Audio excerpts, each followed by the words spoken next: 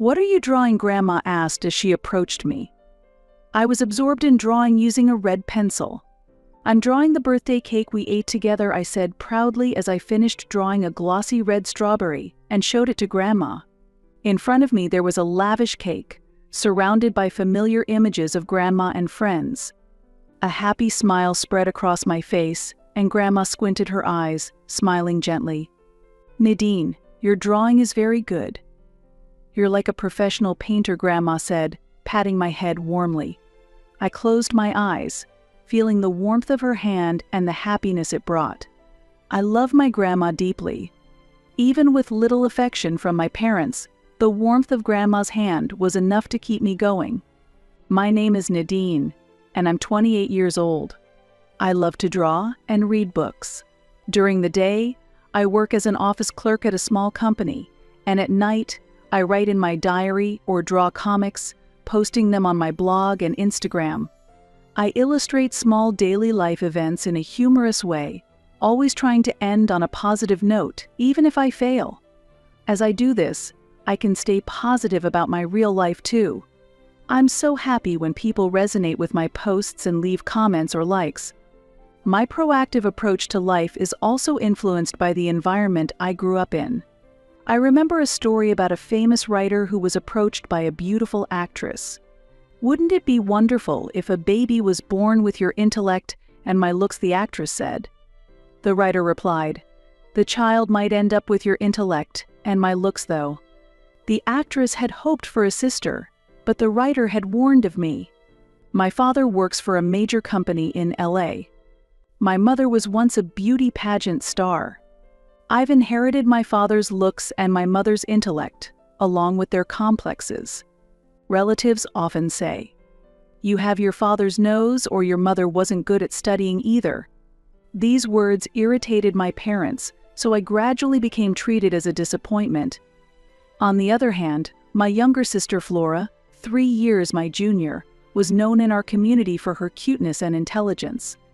She charmed adults with her clear eyes, high nose bridge, fair skin, and smooth hair. She was loved like an angel, and everyone adored her, calling her cute. Our parents also loved her deeply as the ideal daughter, lavishing her with affection as if to affirm their love. Flora, meanwhile, learned to turn their love towards herself by cleverly casting me as the villain. When a dish was broken, she would say, "Nadine dropped it." When she neglected her practice lessons, the excuse was, "Nadine stopped me." When money was missing from Mother's purse, she would claim it was under Nadine's instruction. I was always the one to bear the consequences of her actions. Despite the falsehoods, our parents always blamed me and held me accountable. They accepted the false narrative of me, jealous of my excellent sister, bullying her without question. Living in this house felt like hell. Yet I managed not to fall into despair thanks to the kindness of friends and my father's mother. Especially my nearby grandmother always warmly welcomed me whenever I was driven out of our house. Grandma repeatedly cautioned my parents, but when my mother vehemently argued back, blaming Grandma, I had no choice but to mediate, saying, "It's okay, it's my fault." This situation visibly angered my parents, and Grandma showed a sad expression. Instead, she poured deep affection into me, spoiling me greatly. Once, while Grandma was folding laundry, she saw a drawing I made on the back of a flyer and praised me. "Nadine, you have a talent for drawing," and gifted me high-quality drawing paper and a set of 36 colored pencils. For my birthday, when they didn't celebrate for me, Grandma prepared a huge whole cake. "We can't eat all of this by ourselves," she said with a laugh, and also invited friends. At Grandma's house, enjoying hamburgers and a rich cream cake, and opening gifts from friends, that moment of happiness was something I will never forget. My parents were aware that I frequently stayed at Grandma's house. Initially, they were angry, saying, "A child spoiled by her grandmother won't grow up to be a good adult." But they quieted down as I reached the upper grades of elementary school. They focused on perfecting Flora, completely losing interest in me. The harsh treatment towards me ceased, and they began to ignore my presence as if I had never existed from the start. Only the bare essentials for living were provided, and that was all. By the time I became a middle school student, I realized that my parents no longer cared about me. Still, I hadn't completely given up hope, but when I was told coldly in my 3rd year of middle school, "We can't afford your school fees because your sister needs to take entrance exams," I finally gave up on receiving any love from them. Despite my father working at a major corporation and being fully capable of affording my tuition, when Grandma heard this, she was so furious she seemed about to burst a blood vessel and suggested, "I'll pay for your schooling. You should come and live with me and go to high school." I intended to refuse, feeling sorry, but when I saw Grandma crying, saying, "Poor Nadine," I couldn't stop my own tears and hugged her.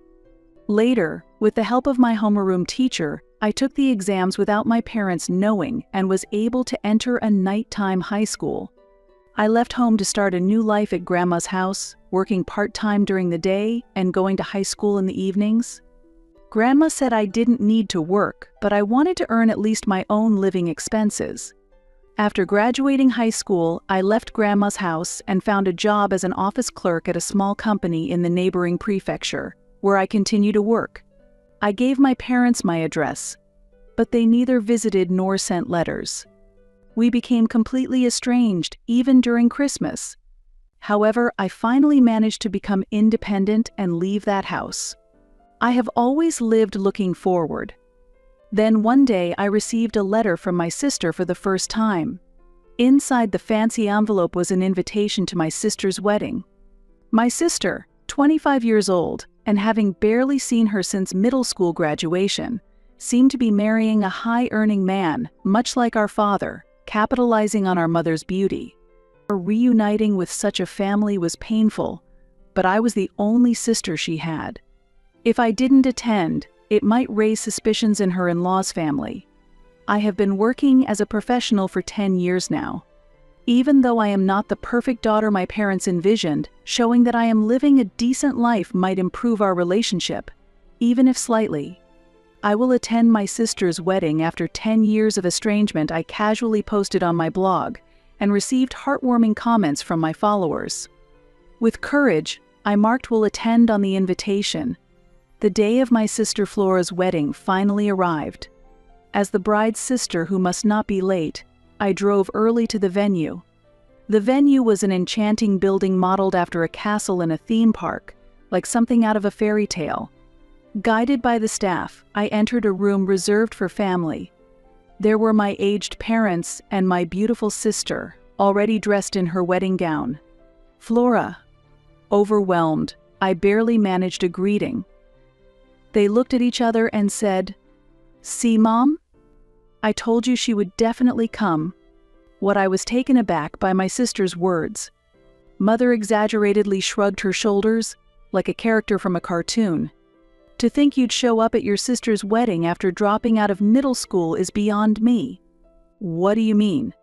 "You really haven't changed, still so thoughtless." Father, his hair thinned, looked at me with an expression of surprise. Even though I expected to be considered a nuisance by my family, I hadn't expected such a clear and harsh response.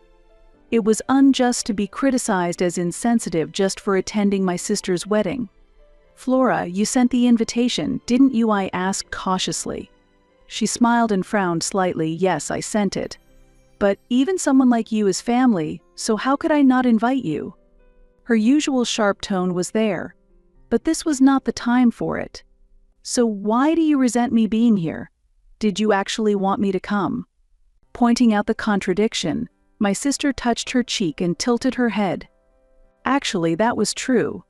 But recently I realized it would be better to pretend you no longer exist than to invite you and have everyone ridicule your lack of education." "What?"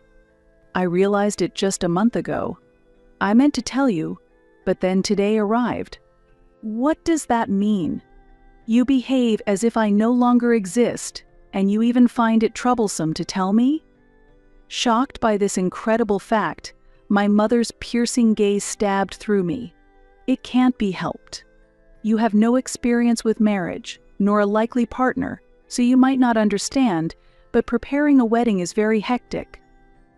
Also, since we didn't actually think you'd come, I told Flora she won't come if she understands her place personally. If I were in your shoes, I wouldn't have the courage to attend a wedding. It would be too embarrassing, right? Mother said with an unnatural laugh. Don't say such sad things, Mom. I always believed my sister would come. We wanted her to feel recognized and loved as part of the family, that she's needed. What are you talking about? I'm sorry for giving you false hope. But don't worry, we'll remember you as the kind sister who passed away early from a brain disease, Flora said. She looked at me with pity. It's impossible that a lie made up so suddenly would be believed by our relatives and your husband. Don't worry. You haven't been in contact with our relatives for a long time, right? It's a well-known fact that you were isolated within the family. And I told them she wanted us to have a quiet funeral without overshadowing my wedding, only with the family. So there won't be any further questions. I've told my husband as well. He believes whatever I say. What a thing to do. Indeed, since graduating from middle school, I had barely met anyone other than Grandma. There were relatives who worried about me, but that was 10 years ago. If they were told I had died, they would believe it without doubt. At that moment, as I stood there dazed, my father threw something at me. It was the seating chart for the wedding. Take a look at this. Flora is marrying into a family of doctors. We can't introduce someone like you at such an event. I quietly opened the document and saw many names associated with doctor on the groom's side. Take it as a keepsake and leave quickly. You no longer exist in this world. Ha ha ha. At that moment, I heard my father's voice filled with disdain, along with the laughter of my sister Flora and my mother. Feeling dizzy, I rushed out of the venue. I hurried to my car and tried to start the engine with trembling fingers. However, I couldn't properly transmit strength to my hands. Tears flowed one after another, a mix of sadness, irritation, and hatred. It felt like a palette where dark colors of paint were chaotically mixed, reflecting my disordered state of mind. Knowing they would never change, I couldn't stop feeling pathetic and irritated at myself for having hoped. I vaguely watched people heading to the venue through the glass. Knowing I should not be here, I couldn't move my heavy body. Then, suddenly, my smartphone vibrated in my bag. As my hands grew cold, I took it out and saw a notification for a comment on Instagram. Because I had posted about attending my estranged sister's wedding yesterday, there were comments of concern and encouragement from friends and followers. Moved by their warm words, I used the story feature for the first time and shared my vulnerability. My family has declared me dead. It seems I have no reason to live anymore. As I typed, tears flowed incessantly. Soon after, another notification for a new message sounded. Encouraging words kept coming in. Nadine, you are not worthless. Nadine, I love your illustrated diary and your warm personality. I have been helped by Nadine's diary entries. Cut ties with such a family, Nadine.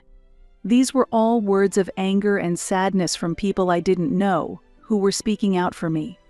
I had completely lost my confidence, but these words gradually began to sink into my heart. Then, apparently having seen my Instagram, my best friend called me crying. Nadine, hold on. Such an obvious lie can't be sustained forever. Act with confidence for your grandmother who cares so much about you. With these words, I suddenly came back to myself.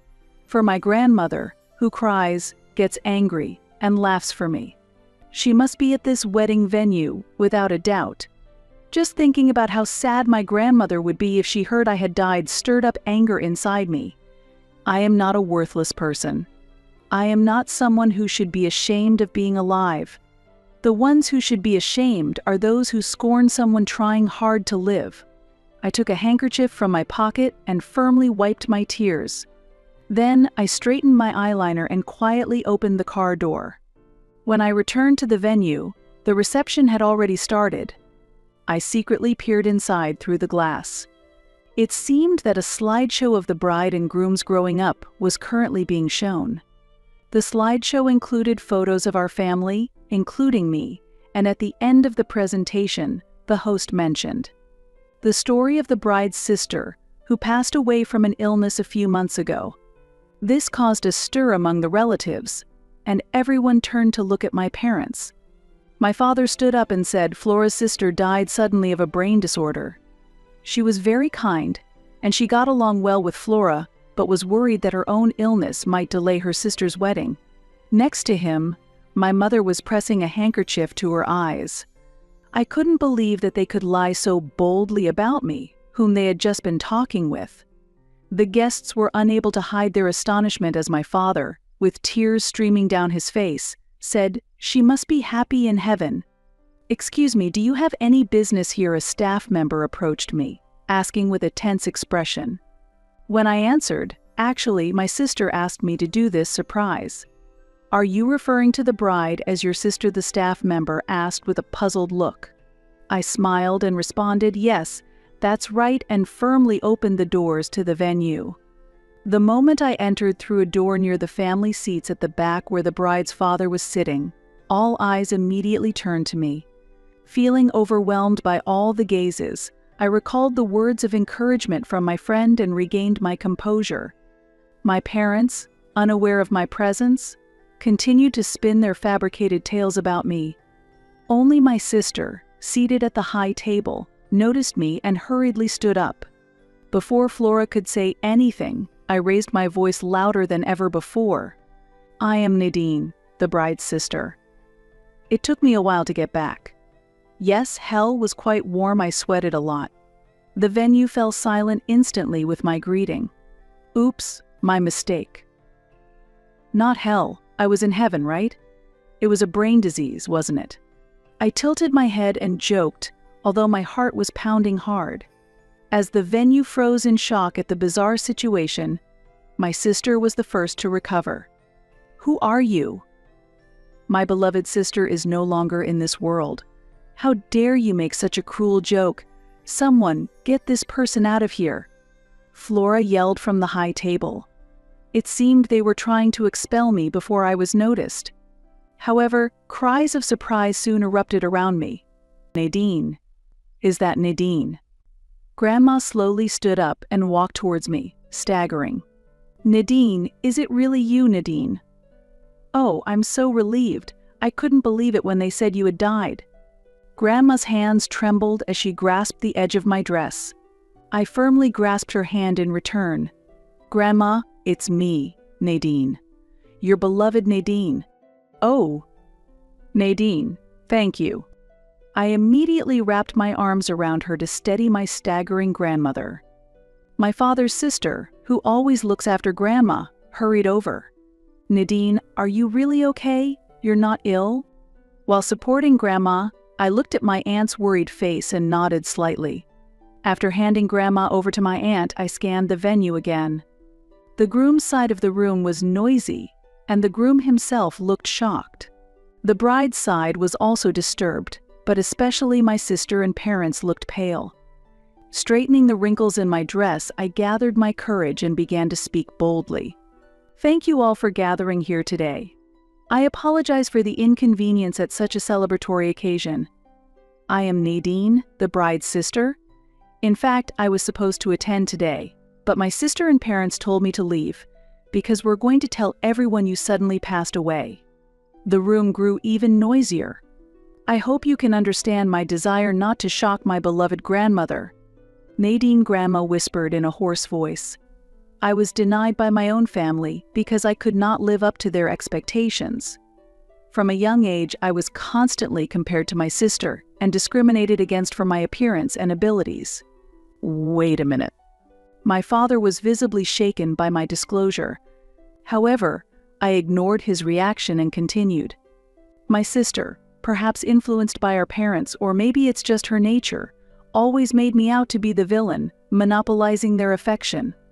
Whenever she caused any trouble, the blame was always shifted to me." "That's not true." My sister interrupted my statement. As the attention shifted to her, She began to tremble and tears started to flow. Ladies and gentlemen, it's embarrassing to say, but my sister has a habit of lying. This caused me to hesitate to invite her to the wedding, and I ended up falsely claiming she had died. I apologize for that lie. Flora. The groom, confused but supportive, stood by my sister. Amid the confusion, with attendees unsure of whom to believe, it was Grandma who changed the atmosphere of the room. How disgraceful her strong, deep voice resonated throughout the venue. You have always bullied Nadine. Do you even have a human heart? But Grandma, don't make excuses, it's disgraceful. Don't shame us further. Under Grandma's stern rebuke, my sister trembled. I'm leaving now. I didn't want to attend this ceremony originally, but I came because I thought Nadine would be here. I should not have come to such a pitiful event. Nadine, let's go home. Grandma warmly grasped my hand. I wanted to say more, but the warmth of her hand soothed my heart. Yes, let's go home. As we were leaving the venue, I heard my mother making a clumsy excuse. Flora's grandmother has been getting a bit forgetful. I quickly closed the door behind us to shut out her words. Nadine, come to my house tonight. I'll make your favorite donuts, Grandma said gently as she stroked my hand. Yes, thank you, Grandma. Relieved by her words, I clung to Grandma and cried. Shortly after, all the relatives on my father's side left the venue. They were fed up with my sister and parents' reprehensible actions and had lost all desire to celebrate. Nadine, I'm sorry.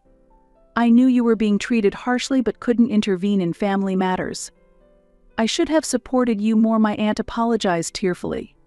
As I comforted her, stroking her back while she cried, I understood that it's hard to interject in another family's affairs. Ultimately, I left the venue with my father's family. I hadn't told everything to my parents, but I felt proud that I had faced the situation head-on without running away. While relaxing and enjoying donuts at Grandma's house, chaos ensued back at the wedding venue. My sister and parents argued to the groom's side that I was an uncontrollable person and that Grandma was experiencing cognitive decline. However, since a large part of my father's family had already left the ceremony in protest, few believed their claims. Their repeated excuses only deepened the bad impression, and many guests left the venue one after another. During this, the groom stood by dumbfounded, while his parents apologized to the remaining guests and encouraged them to head home. Visibly angry, my sister and my ever-changing parents declared, "We will recheck the facts and consult with the appropriate authorities if necessary before leaving the scene." As the venue emptied, my sister and parents showed no signs of self-reflection under the watchful eyes of the staff. Blinded by their misconceptions about me, they angrily headed to my apartment in the neighboring state where I live. But at that time, I was leisurely enjoying donuts at Grandma's house, soaking in a warm bath, so I wasn't home. My father, frustrated that the door wouldn't open, kicked it, and my sister picked up stones from around and shattered the windows. A concerned neighbor thought the disturbance was suspicious and called the police, resulting in the arrest of my parents and sister on the spot. Shocked by the call from the police and the landlord's story, I was reassured by the landlord's sympathy, who encouraged me, saying, "You are a decent person. This is just unfortunate." After explaining the circumstances behind my family's actions to the police, they sympathized and recommended that I stay with relatives for my safety. Later, I met with the family that was supposed to become my sisters-in-laws and apologized for the chaos at the wedding. I offered to pay compensation, but they refused, saying, "You have suffered as much as us." The truth about her came out before the marriage, which is fortunate, said the man who was supposed to be her husband, showing a helpless smile. He had contacted a detective agency immediately after the wedding to investigate my sister's past. The investigation revealed numerous falsehoods spun by my sister and parents. One such lie was that my sister attended a prestigious university and graduated, which I had also believed. However, I was surprised to learn that she had dropped out after 2 years because she tried to get close to a married professor for better grades and was subsequently sued by his wife. She boasted about working at a large corporation, but in reality, she was only working part-time at a convenience store inside the company's building. Flora, even while working part-time, got close to a married man who visited her workplace and was sued again by the man's wife. After losing her job, she met the groom. He quickly took a liking to Flora and was not concerned about her educational or employment history. The groom's parents were not fixated on a profession as a doctor and accepted their son's choice of partner. However, Flora's lies were eventually exposed, leading to the annulment of the engagement, and she was told to never come near again. Flora and our parents were left with the bills for 2 previous lawsuits, the wedding, honeymoon, and a new home.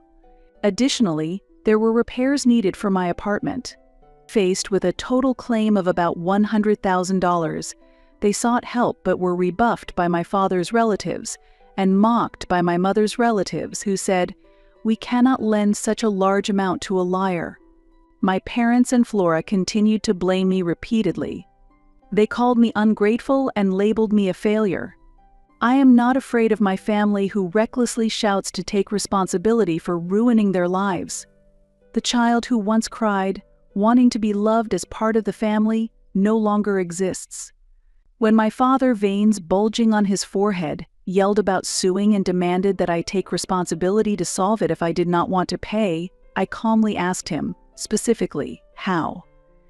He reacted. "Exactly how do you intend to sue me?" I continued. "Well, he stammered, and my mother and Flora tried to speak, but no words came out. "How can you sue someone who you ignored as a child and treated as dead as an adult?" I challenged. They were speechless. "Perhaps I should be the one to sue. Do you want me to increase the compensation?" I pressed further, and they choked on their words in frustration. Whether they will actually sue remains uncertain, but it likely serves as a deterrent. The broken engagement and police incident caused by my family's misbehavior are now widely known at my father's workplace, threatening his professional status. The people who once drove me to utter fear were now merely foolish and pitiable figures to me.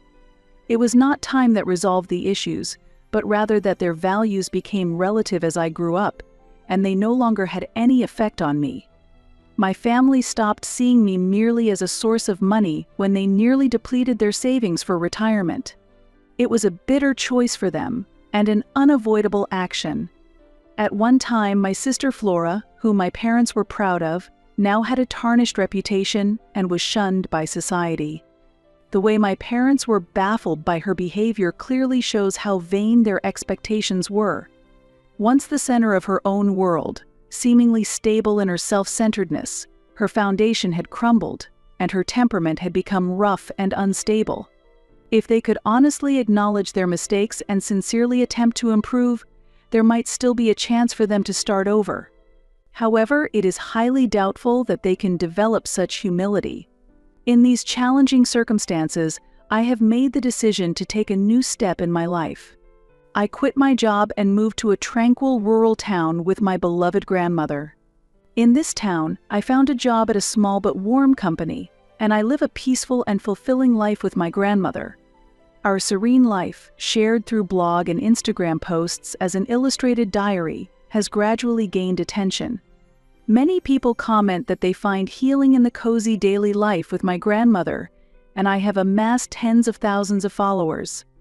There is also talk of publishing the diary, and I live my days in a dreamlike state due to these unexpected developments.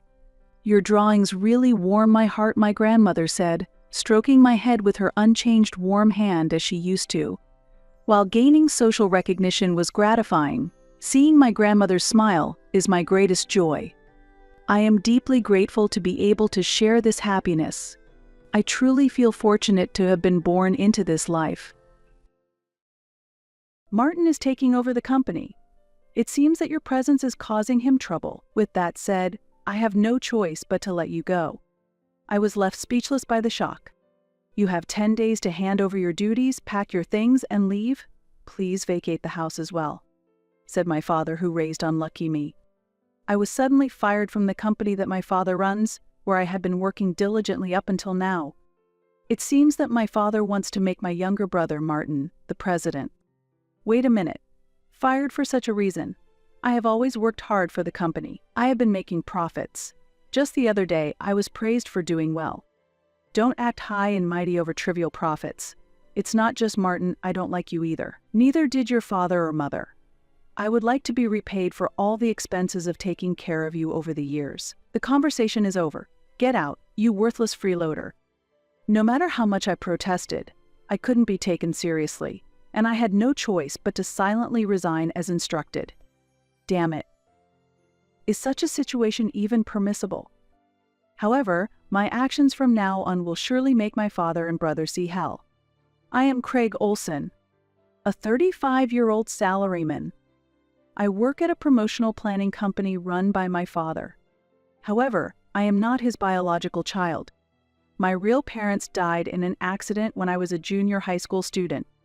I was taken in by my uncle's family and welcomed as an adopted child. That might sound like a good story, but honestly, my uncle's house was uncomfortable. I have no memories of being loved. My uncle always did nothing but curse at me. Incompetent, troublesome, foolish, failure. He came up with a variety of new insults each time, so diverse that I couldn't help but be impressed by his creativity. The criticism directed at me was indeed severe. However, hearing things like, "The apple doesn't fall far from the tree," "Your parents were truly good for nothings," and "You are just like your parents," a bad seed. It was unbearable to have my beloved parents belittled. There was a reason behind why my uncle spoke negatively about my parents. My mother was raised in an orphanage. Due to my father's high social status, his family strongly opposed his marriage to her. Despite this, my parents went against the opposition and married, becoming estranged from the family as a result. Even after their deaths, my uncle continued to look down on them. He even insulted my parents in front of me. Furthermore, I was constantly compared to my cousin Martin, who is my uncle's biological son. "Why can't you do even that?" Martin would have already done it. "Don't think of yourself as a brother. You and Martin are different from birth," I was told. It's not just the comparisons. Martin has always been treated specially. Only Martin's birthdays were celebrated, only he was taken to amusement parks and zoos, and he always received better food and clothes. Indeed, Martin was smart, quick-witted, and good-looking. I was not particularly outstanding, inconspicuous, and not his biological son. The abnormal love for Martin was a situation I had to accept. Still, I had a strong desire to go to college. I had fields I wanted to study. However, my uncle's response was, "An incompetent fool like you doesn't need to go to college. Don't waste money on tuition. Just do menial work at our company." Thus my path to university was blocked, and I reluctantly ended up working at my uncle's company. At one point, I considered leaving home and pursuing education with a scholarship, but I became disheartened when my uncle threatened to sabotage my plans. Resigned to obeying my uncle, I started working right after high school, engaged in menial tasks. Although I've lost my drive, the desire to be acknowledged by my uncle prompted me to dedicate myself to my job. There were many college graduates at the workplace, and initially no one took me seriously as a high school graduate. I can't succumb to this situation. I'll show them someday. And so I decided to take the initiative and accept the tasks that others disliked. I'll handle the cleaning. Shall I carry this to the warehouse? I can help. Tonight's the drinking party, right? Everyone please go ahead. I'll take care of the phone calls. Is it a customer? I'll prepare the tea. Delivering documents to Company A? I'll go. It's no problem since I'm heading that way. Through these minor daily tasks, I became well versed in both internal and external information. As I began to apply this knowledge to sales strategies, the way my colleagues treated me gradually changed. Let's go together to visit that company. It's reassuring to have you, Olson. Can I count on you for this case? You're always a big help. This is how my reputation within the company improved. But that wasn't all. During a customer visit, "I'm Olson. I look forward to continuing to work with you." "Oh, you're Olson? Your phone manners are marvelous. I've been wanting to meet you in person." I began to receive more positive reactions like this. These interactions sometimes led to contracts. As I repeated this pattern, a significant opportunity came my way. A regular customer asked us to handle the marketing for a new product, and I was appointed as the project leader. "Olson, I want you to take charge of this. Are you sure I'm the right person?" "You can do it. It's a chance for you to stand on your own. Give it a try." I then immersed myself in thorough research on the new product. I completed the project proposal and took 2 junior colleagues with me to the client. After the president, sales manager, and development officer quietly listened to our presentation, the manager commented, "Interesting approach. What's your view from the development side?" "It's very well researched. It's a fresh approach, distinct from our previous promotions." Following that remark, the president said, "I like it. Let's proceed in that direction. Work out the details with them. We'll leave the promotional activities to you." As I exchanged glances with my colleague, I expressed our gratitude by saying, "Thank you so much." "Wonderful results, Olson," my boss exclaimed excitedly after the report. "This project with the new product is crucial for the survival of our company. I never imagined it would succeed. This is a big opportunity. Let's tackle this together." I felt recognized at last and doubled down on my efforts. I visited the clients repeatedly and had numerous discussions. As a result, the new product became a major hit in the market. It was so successful that the president of the client company came to thank us personally. "For the next new product we develop, I want you to be in charge again." When I heard those words, I was moved almost to tears. I was grateful not only to that client, but also to the manager who had chosen me. The reaction of my uncle and Martin was filled with surprise. My uncle said, "I didn't think you had it in you. Well done." And Martin grudgingly admitted, "You do something good occasionally. It might just be a fluke, though." Honestly, I wish they could have been happier, but I didn't expect much from them, always critical as they were. Even if they didn't recognize my efforts, many others did appreciate my hard work. I reassured myself that it was enough. However, that joy was short-lived. "What do you mean I'm being fired?" One day, out of the blue, my uncle told me I was losing my job. "Martin is taking over the company. Your presence is causing him trouble. With that said, I have no choice but to let you go." I was left speechless by the shock. "You have 10 days to hand over your duties, pack your things, and leave. Please vacate the house as well." Wait a minute. Fired for such a reason? I have always worked hard for the company. I have been making profits. Just the other day, I was praised for doing well. Don't act high and mighty over trivial profits. It's not just Martin. I don't like you either. Neither did your father or mother. I would like to be repaid for all the expenses of taking care of you over the years. The conversation is over. Get out, you worthless freeloader. No matter how much I argued, I couldn't be taken seriously, and I was left with no choice but to leave silently as they said whatever they pleased. Damn it, how is this allowed? I slammed my fist down on the documents on my desk in silence. Tears spilled from my eyes out of frustration. Due to my uncle's wishes, not even a farewell party was held. Without the time to plan for the future, I proceeded with the handover and moving. A few colleagues secretly gave me gifts, which was the only consolation. Since then, I've been living a gloomy life in a simple apartment. I need to restart my job search, but I just can't find the motivation. Amidst this, an invitation to a high school reunion arrived. It might change my mood a bit. However, attending it only made me feel more dejected as my classmates seemed to be thriving in both their careers and personal lives. So it seems I might be the only one holed up in a cramped apartment with no job. Just as I was about to head home with these thoughts, someone suddenly called out, "Hey Olson, long time no see." It was Ray's, my old best friend. Ray's and I were in the same class and club during high school, but we lost touch after he went to university and I started working. "It's been a while. How have you been?" When I asked, Ray's replied with enthusiasm, "Yeah, I'm busy every day, but I enjoy my work. How about you, Olson? You were working at your dad's company, right? We're rivals then," he said with a laugh. "Rivals? Were you in the promotion industry too?" "Yeah, I guess I never mentioned it. It turns out Ray's was also working in promotions. You joined right after high school, right? It's kind of like you're my senior. If we ever compete, go easy on me. All I could do was give a wry smile at Ray's words. Actually, I'm not a competitor anymore. I was fired. Ray's looked genuinely shocked by this revelation. What? Fired? But that was your dad's company, right? What did you do? That dad you're talking about isn't really my dad. Maybe on paper, but not in reality. I wanted to think of him as my dad. I was fired because my brother hated me. He was set to take over the company, and I was in the way. Now I'm unemployed. I thought I was doing well, but it all came to nothing in the end.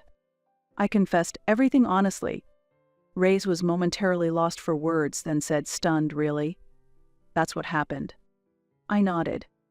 Yeah, I'm just tired of everything, living my days in a blur. Pretty pathetic, huh? But Ray's response was unexpected. He surprisingly said cheerfully, really? That's lucky, isn't it? What are you talking about? I reacted. He continued unabashedly, that means you're free now, right? Yes, that's true. Though somewhat perplexed, I affirmed. That's great, this could really work out. Ignoring my confusion, Ray's jubilantly struck a pose of excitement. What are you talking about? Actually, I've been thinking about starting my own business. Going solo. You had such plans. Once we had been close, but as time passed, our worlds had drifted apart. We were always together during high school. Now, one of us aimed to be an independent promoter. The other, just an unemployed high school graduate. As I hung my head, Ray's continued. Yeah, but as I thought about it, I realized I have my limits. Doing it alone is impossible. That's why I'm looking for a business partner. You're free right now, right? Want to join me? Really? Surprised, I turned to Ray's. With a serious expression, he said, when you were the captain of our club in high school, I always admired your sharp analytical skills. That's what I need. Reading market trends is key in promotion, and you're good at that. I'm sure you'd be a great asset. It was a flattering offer, but I shook my head. Thanks, but I don't think I have that level of skill. I don't want to hold you back. However, Ray's, still serious, patted my shoulder lightly. You see others clearly, but you're not good at self-analysis.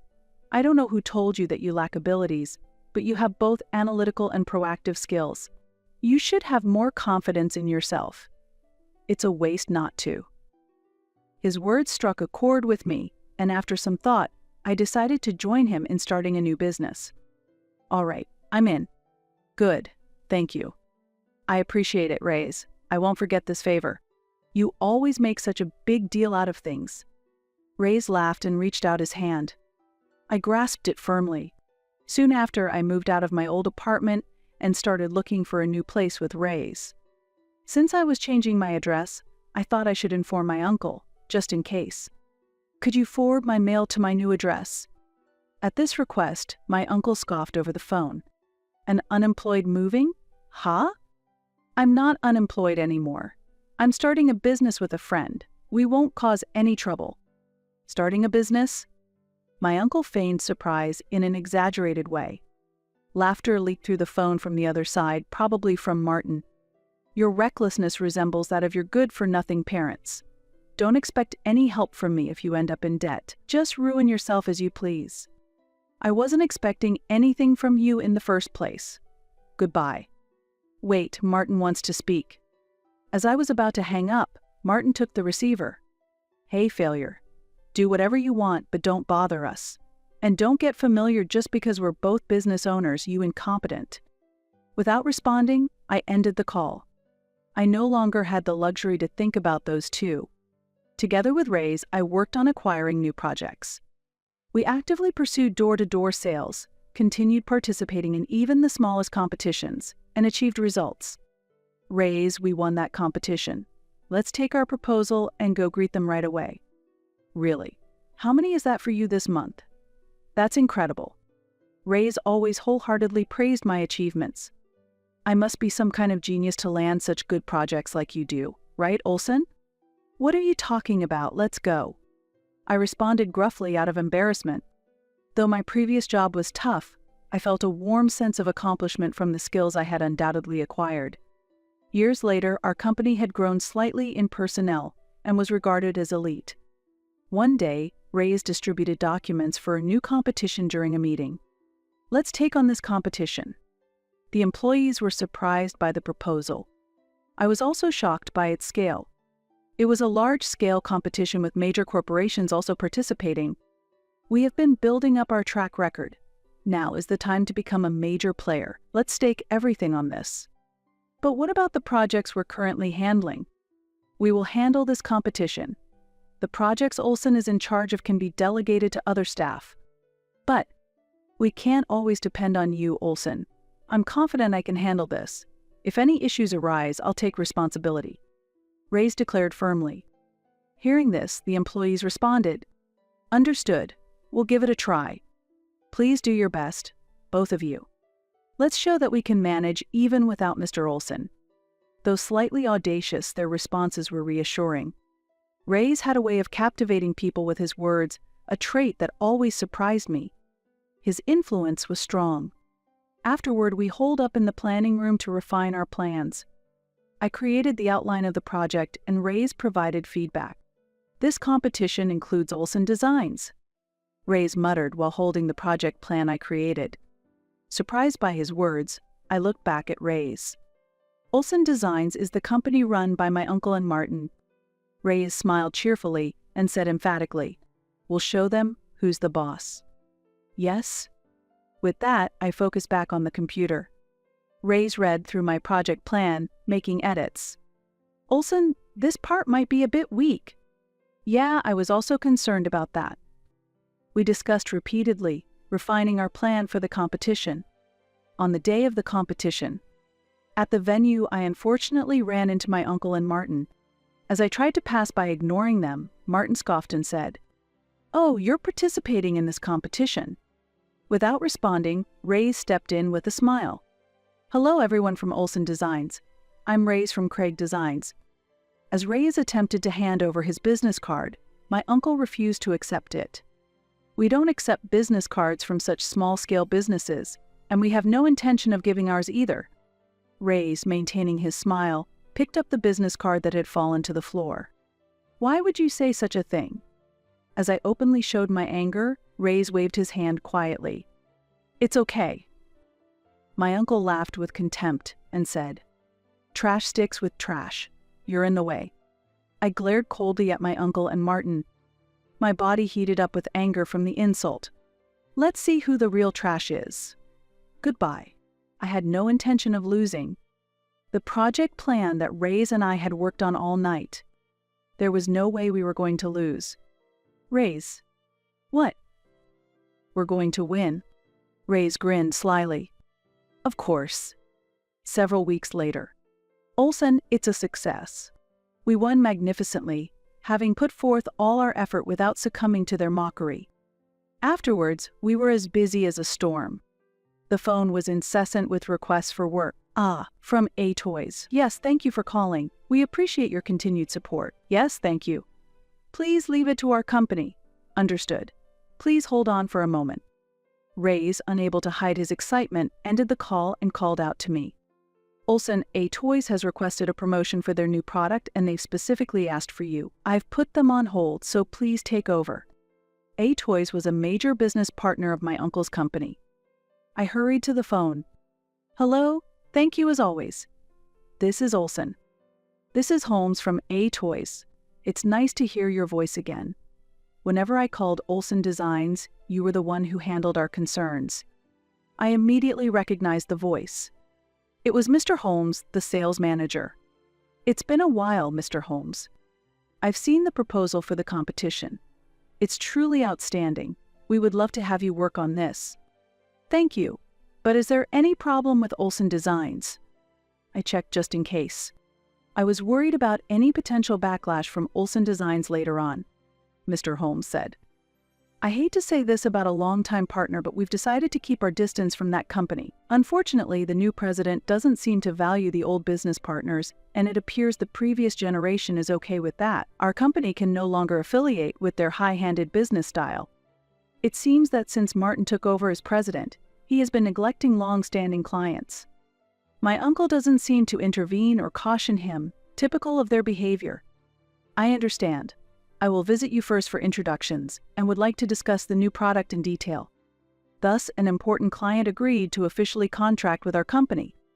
After ending the call, Ray showed a smile and flashed a thumbs up. However, the surprises were not over yet. A few days later, Rays and I went to greet Toys. "We've been expecting you. Welcome." As we arrived at the reception, Mr. Holmes and a woman who seemed to be his subordinate greeted us. We were quickly shown to the reception room and exchanged business cards. While we were discussing the new product, suddenly the phone in the room rang. "Excuse me for a moment." The woman answered the phone. "Yes, please wait a minute." She placed the receiver down and whispered something to Mr. Holmes. "I see." Mr. Holmes then turned back to us and said, "President Ward would like to meet you. What do you think?" "President Ward?" Rays exclaimed in surprise. Mr. Holmes nodded. "We would be honored," we both said. A few minutes later, the president appeared in the reception room. We stood up and Rays introduced himself. "Nice to meet you. I'm Rays from Craig Designs." "I'm Olson," I continued, handing out my business card. "So, you are Craig Olson." As the president sat down on the sofa, he mentioned my name. "Yes, that's correct." "Are you perhaps the son of James Olson?" Surprised to hear my father's name, I responded, "Yes, that's right." "I thought so." The president looked at me nostalgically and squinted his eyes. "You know, I used to work with your parents a long time ago." "Really?" I exclaimed in surprise. "Yes, indeed. Your father was exceptionally good at identifying the strengths of a product, constantly amazing the developers, and your mother had a talent for brilliantly translating those strengths into proposals. They were considered one of the strongest teams at the company. I truly respected them. I was devastated when I heard about their accident. Having only ever heard negative things about my parents, I was moved by these words and tears came to my eyes. So that's how they were. I'm really happy to hear about my parents. Looking at the plan you submitted, I immediately thought of your parents. You had wonderful parents, and you are also blessed with wonderful colleagues. Keep up the good work." Moved by the president's warm words, I nodded repeatedly. A few days later, as I was leaving the office after finishing work, I stopped in surprise. Craig. Surprisingly, there stood my uncle and Martin. "What are you doing here?" I asked sharply. "We want to talk. I have nothing to talk about with you." Despite my refusal, they persistently brought up the topic, and we eventually headed to a nearby cafe. After ordering, I initiated the conversation. "So, what do you want to talk about?" "We want you to come back." My uncle declared. "What?" For a moment, I couldn't understand what he was saying, and I stared intently at their faces. "Just come back to the company," Martin said, raising his voice. "The cancellation of the contract with Toys is your fault. Because of that, a bad reputation is spreading within the industry, and our clients are starting to leave. Fix this." I was speechless at their unreasonable demands. Martin seemed increasingly frustrated. "Rumors are circulating that the company might go bankrupt, and we're getting constant calls from clients. Handle it." As I remained silent, my uncle also added more. "Have you forgotten all the favors we've done for you? Come back and convince our clients." I sighed deeply and glared at them. "To bring up such a topic, I won't return. Even if I did, the clients who left won't come back." "Uncle, you're really pathetic." "The management was better back then, regardless of personal feelings. To spoil your own son and ruin the company, what a sad end." "What are you saying?" "Incompetent, despite being a high school grad," Martin shouted. "And yet, who is trying to bring back this incompetent? What did you learn in college?" "Stop the childish acts. You used to be a bit smarter. In the end, you're a tragic figure, spoiled indiscriminately, leading to such a tragedy. I hear from Toys that they want to entrust their promotion to a reliable company. No one capable of running a business could continue to treat long-standing business partners with arrogance and disdain. It's truly foolish. I feel sorry for the employees who have such a manager. I'd even consider hiring them at our company." Martin lunged at me in a rage, but I dodged his hand and grabbed his collar instead. He turned pale. "The current state of Olson Designs represents all that you are. If you have time to speak meaninglessly to me, solve your own problems. Don't ever appear before me again." With those quietly spoken words, I left the cafe. Martin sat there bewildered, but it no longer concerned me. Months later, the company run by my uncle and Martin went bankrupt. Martin might have improved slightly from my scolding, but he was essentially a president pushed forward by my uncle. Continuing their unchanged arrogant business, my uncle did not criticize and accepted it, leading clients to depart one after another. Why is the business failing? It's because you all are incompetent. Take responsibility. As a result, a panicked Martin imposed impossible demands on the employees, causing many dissatisfied employees to resign one after another. Eventually, the company accumulated a huge debt and went bankrupt. The guarantor of this debt was my uncle, and even after the bankruptcy, he was left to shoulder the debts. Most of my uncle's assets were mortgaged. Having lost everything, my uncle, at his age, found it difficult to find new employment and resorted to working part-time in cleaning services. Martin, having graduated from a prestigious university, quickly found a new job. However, he repeatedly said things like, "This simple work isn't for me. Such menial tasks should be left to newcomers. I was once a president, after all, and why does no one appreciate me? Everyone is foolish." As a result, he resigned after just 3 months. He continued this pattern, hopping from one job to another. His salary steadily decreased, and poverty loomed near. When asked how I knew about this, Reyes provided the information. "Why do you know such things?" I asked. He casually replied, "In this industry, you can't survive if you're not well informed." I chuckled. "I'd be more afraid of making an enemy out of you than any large corporation." Reyes smiled and silently started his work. "I am truly blessed with great people around me." Our business continued to grow, and we expanded our operations due to the acquisition of new projects. We hired several more staff members as our workload increased. "If this project goes well, we're moving to a bigger office," Reyes said. The planned new office was more than twice the size of our current one. "Rent will be quite something, so let's all pull together." With that, the entire team responded, "Yes." Currently, I'm leading a very fulfilling life. Mr. Olson, about that project. Mr. Olson, good timing? Please look at this proposal. Mr. Olson, we won that competition. Here, no one speaks dismissively of me.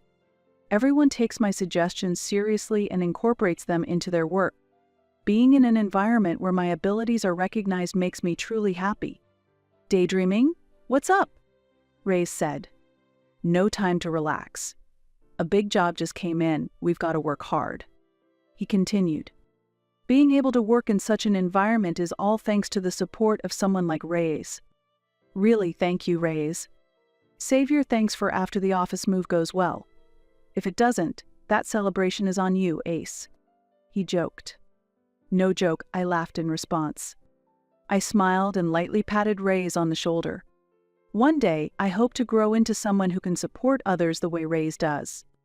That was what I was thinking about.